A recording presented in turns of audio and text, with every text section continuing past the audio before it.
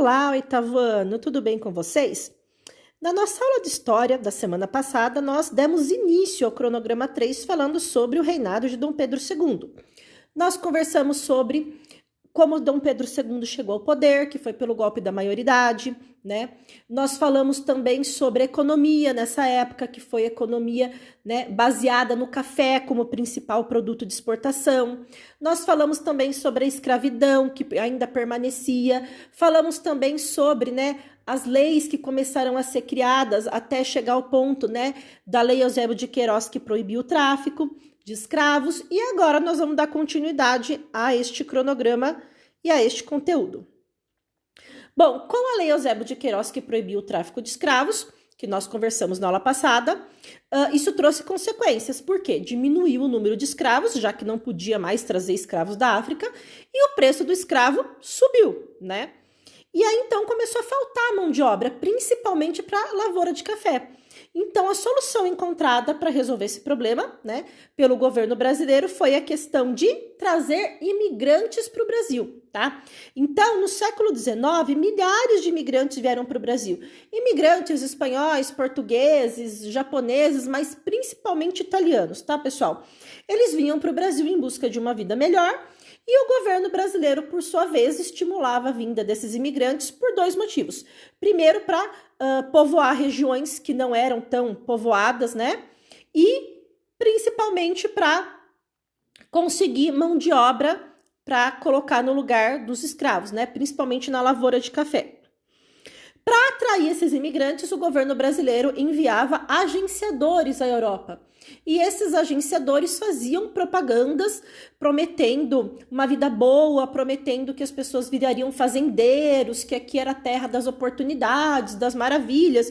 E aí, pessoal, principalmente os italianos que estavam enfrentando um momento muito difícil na Itália, um momento de dificuldade financeira, de dificuldade para a sobrevivência, eles acabaram vindo para o Brasil em busca dessas oportunidades e dessas promessas.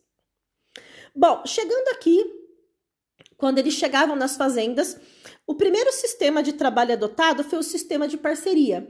E o sistema de parceria não deu muito certo. Por quê? Porque o acordo era que, quando fosse feita a colheita, uma parte da colheita de café ficaria para o fazendeiro e a outra parte ficaria para o imigrante, que venderia, provavelmente para o próprio fazendeiro, a parte dele, para poder sobreviver. Até aí tudo bem. O grande problema é que na hora de acertar as contas, na hora de dividir a produção, o fazendeiro começava a cobrar uma série de taxas e custos do imigrante. Então ele cobrava a passagem, né, do imigrante da Itália até aqui e cobrava isso com juros. Aí ele cobrava moradia. Aí ele fazia o imigrante comprar os alimentos no armazém dele próprio na fazenda e cobrava preços altíssimos da alimentação. Então ele também cobrava isso. Resultado: todas essas cobranças, todas essas taxas, todos esses valores iam se somando e no final das contas o imigrante acabava não tendo nada para receber. Pelo contrário, ele acabava ficando endividado.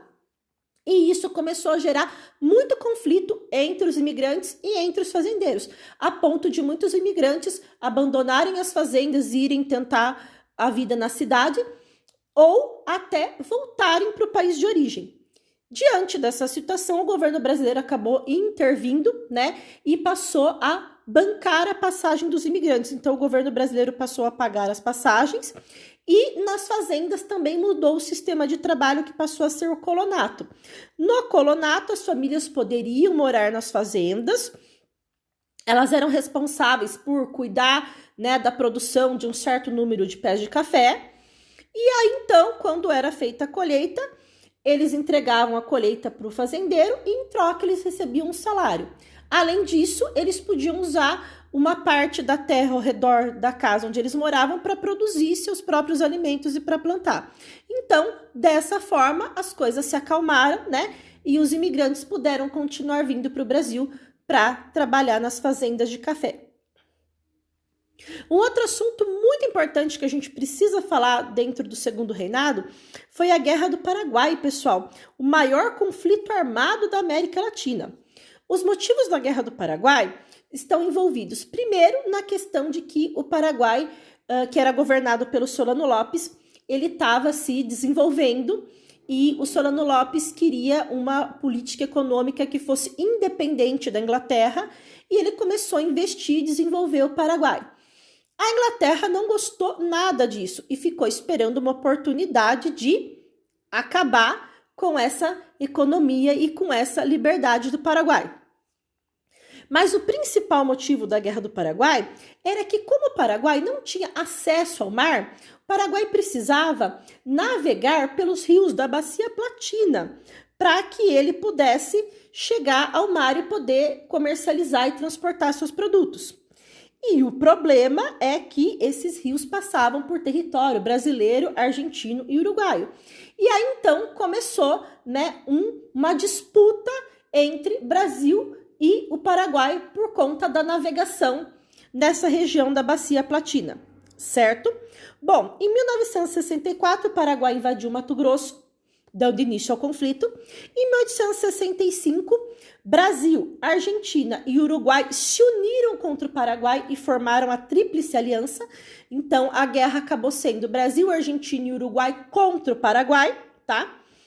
Quando foi em 1868, Uruguai e Argentina praticamente abandonaram a guerra, embora a guerra já estivesse praticamente ganha, mas o Brasil acabou ficando sozinho nesse finalzinho, tá?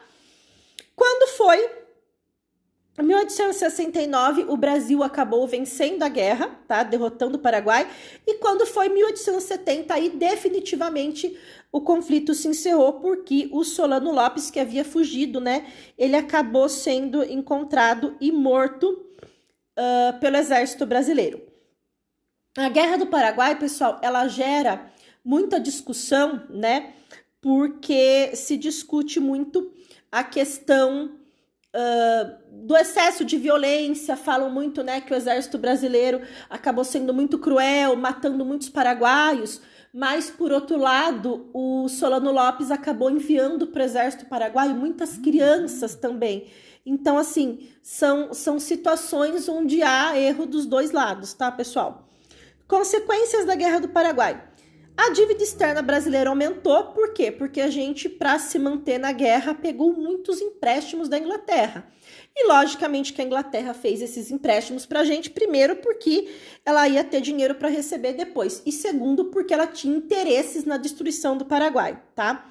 O exército brasileiro se fortaleceu depois da vitória, o fim do império se apressou, porque daí o exército, acabou se sentindo poderoso e começou a pensar sobre a possibilidade de uma república e tal. Uma coisa interessante e positiva, pessoal, da Guerra do Paraguai foi que aumentou a luta pelo fim da escravidão. Por quê? Porque muitos escravos foram enviados para a Guerra do Paraguai. Aqueles fazendeiros que não queriam, que foram convocados e que não queriam se arriscar na guerra, eles tinham a opção de mandar um escravo. Então, era muito comum as pessoas mandarem escravos no seu lugar para a guerra.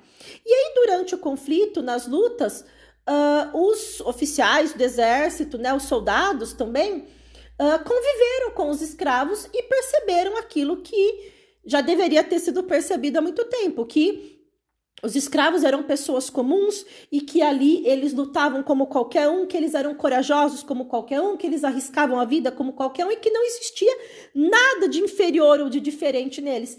E aí, então, essa convivência fez o exército brasileiro passar a lutar e defender o fim da escravidão. Então, foi um aspecto positivo aí da Guerra do Paraguai.